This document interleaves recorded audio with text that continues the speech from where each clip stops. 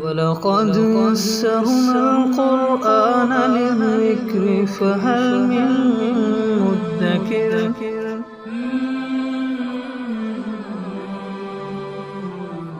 سورہ تکویر آیت نمبر 15۔ اعوذ باللہ من الشیطان الرجیم، بسم اللہ الرحمن الرحیم۔ فلا اقسم بالخنس الجوار الکنس۔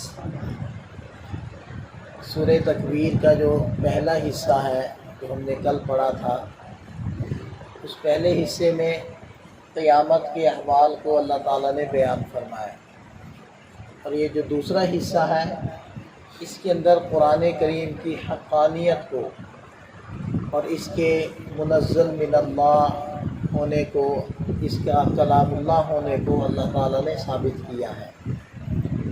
تو ارشاد فرمایا فلا اقسم بالخنس، میں قسم کھاتا ہوں پیچھے کی سمت چلنے والے ستارے کی۔ یوں ترجمہ کریں، میں قسم کھاتا ہوں ان ستاروں کی جو پیچھے کی طرف چلنے لگتے ہیں، الجوار الکنس، اور چلتے چلتے دبک جاتے ہیں۔ بعض ستارے ایسے ہوتے ہیں کہ جو مشرق سے مغرب کی طرف چلتے ہیں اور پھر پلٹ کر مغرب سے مشرق کی طرف چلنے لگتے ہیں اور پھر وہ غائب ہو جاتے ہیں، جس کو دبک جانا، الجوار الکنس، اس سے اللہ تعالیٰ نے تعبیر فرمایا۔ تو یہ مشرق سے مغرب کو چلنا، پھر مغرب سے مشرق کو چلنا، پھر نظروں سے اوجھل ہو جانا، یہ اللہ تعالیٰ کی قدرت کے بڑے مناظر ہیں، اس لیے اللہ تعالیٰ ان کی قسم کھا رہے ہیں۔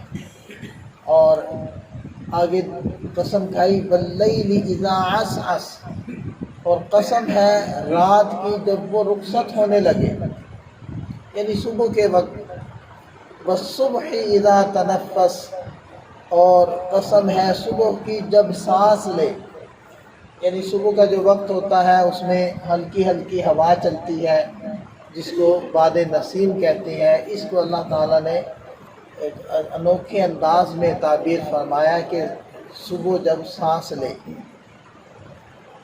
اِنَّهُ لَقَوْلُ رَسُولٍ كَرِيمٍ، اب یہ دیکھیں پیچھے قسمیں کھا کر یہ بات ارشاد فرمائی کہ یقیناً یہ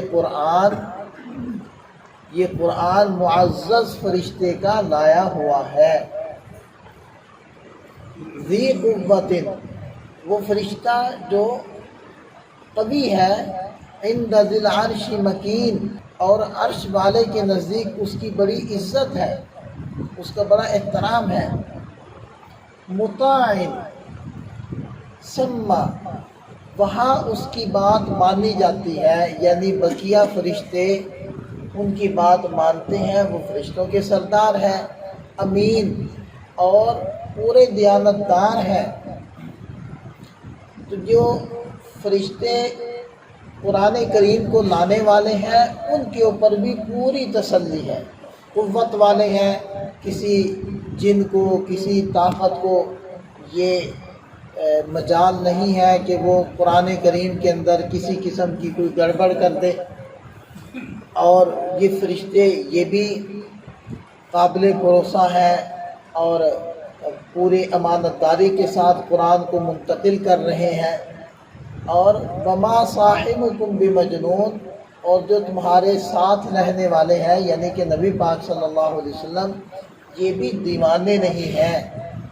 بہت ہی مضبوط جگہ کے اوپر لوح محفوظ میں قرآن کو رکھا گیا ہے، اور بڑے ہی مضبوط طریقے سے ایک قوی فرشتے کے ذریعے سے اس کو منتقل کیا گیا ہے، اور حضور نبی کریم صلی اللہ علیہ وسلم نے اس کو وصول کیا ہے، جو نہ صرف یہ کہ کامل العقل ہے بلکہ ساری دنیا کو عقل سکھانے والے۔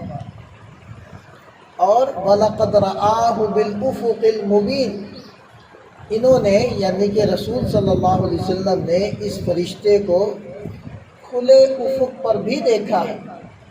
کھلے افق پر کیسے دیکھا کہ حضرت جبریل علیہ السلام عام طور پر انسانی شکل میں تشریف لایا کرتے تھے، تو ایک دن نبی پاک صلی اللہ علیہ وسلم نے حضرت جبریل علیہ السلام کو ان کی اصلی شکل و صورت میں دیکھنے کی خواہش کا اظہار کیا۔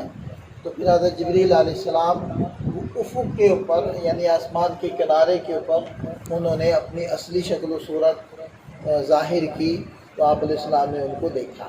تو اس میں اشارہ ہے اس بات کی طرف کہ آپ علیہ السلام اس فرشتے کو اچھے طریقے سے پہچانتے ہیں، کوئی شک و شبہ نہیں ہے۔ یہ نہیں ہے کہ کوئی جن یا کوئی بھی گڑبڑ کرنے والا وہ جبریل علیہ السلام اپنے آپ کو ظاہر کر کے قرآن سنا دے، تو ایسا بھی نہیں ہے۔ وما هو علی الغیب بضنین، اور یہ یعنی نبی پاک صلی اللہ علیہ وسلم غیب کی باتیں بتلانے میں کسی طرح کا بخل نہیں کرتے۔ جتنے ان کو غیب کی باتیں پتہ چلتی ہیں یہ تمہیں بتا دیتے ہیں۔ اس کے مقابلے میں جو کاہن تھے ان لوگوں کے، یعنی جو جنات سے کچھ باتیں سن لیتے تھے، اور وہ کچھ باتیں جو سنتے تھے وہ بھی لوگوں کو اس وقت تک نہیں بتاتے تھے جب تک کہ ان سے فیس نہ وصول کر لیں، اور وہ باتیں بھی ساری سچی نہیں ہوتی تھی۔ تو یہ لوگ کہتے تھے کہ نبی پاک صلی اللہ علیہ وسلم نعوذ باللہ کاہن ہے، تو اللہ تعالیٰ ارشاد فرما رہے ہیں کہ کاہنوں کا عالم تو دیکھو، وہ تو بخیل ہے کوئی بات بتانے میں، جو بتاتے ہیں وہ بھی فیس لے کر بتاتے ہیں۔ اور نبی پاک صلی اللہ علیہ وسلم کو جو بھی آخرت کے احوال سے پتہ چلتا ہے وہ تمہیں بتا دیتے ہیں۔ وما هو بقول شیطان الرجیم، اور یہ قرآن کسی مردود شیطان کا قول نہیں ہے۔ فَأَيْنَ تَذْهَبُونَ، پھر تم کہاں جا رہے ہو، پھر اس کی طرف توجہ کیوں نہیں دے رہے؟ ان ہوا الا ذکر للعالمین، یہ تو جہان کے لوگوں کے لیے ایک نصیحت ہی ہے۔ لمن شاء منکم ان یستقیم، ہر اس شخص کے لیے جو تم میں سے سیدھا سیدھا چلنا چاہتا ہے اس کے لیے نصیحت ہے۔ وما تشاءون الا ان یشاء اللہ رب العالمین، اور تم نہیں چاہ سکتے مگر یہ کہ اللہ جو جہانوں کا پروردگار ہے وہ چاہتے ہیں۔ تم کیا ہدایت کو چاہو گے، تم کیا قرآن سے رہنمائی لینا چاہو گے، جب تک اللہ کی مشیت اور ارادہ نہیں ہوگا تمہارے بارے میں تو تمہاری چاہت بھی کچھ نہیں۔ اور اللہ تعالیٰ بندے کی طلب کو دیکھ کر چاہتے ہیں۔ اگر بندے میں طلب ہو، طلب ہو، تو پھر اللہ بھی اس کی ہدایت کو چاہتے ہیں، اور اللہ کے چاہنے سے پھر بندہ بھی ہدایت کے اعمال کی طرف متوجہ ہوتا ہے۔ اور اگر بندے میں طلب ہی نہ ہو تو پھر اللہ بھی نہیں چاہتے۔ جب وہ نہیں چاہتا، جب تک وہ نہ چاہے کسی کو ہدایت نہیں مل سکتی۔ اللہ تعالیٰ ذات و صفات کے یقین نصیب فرمائے، قرآن کی اہمیت ہمارے دلوں کے اندر پیدا فرمائے۔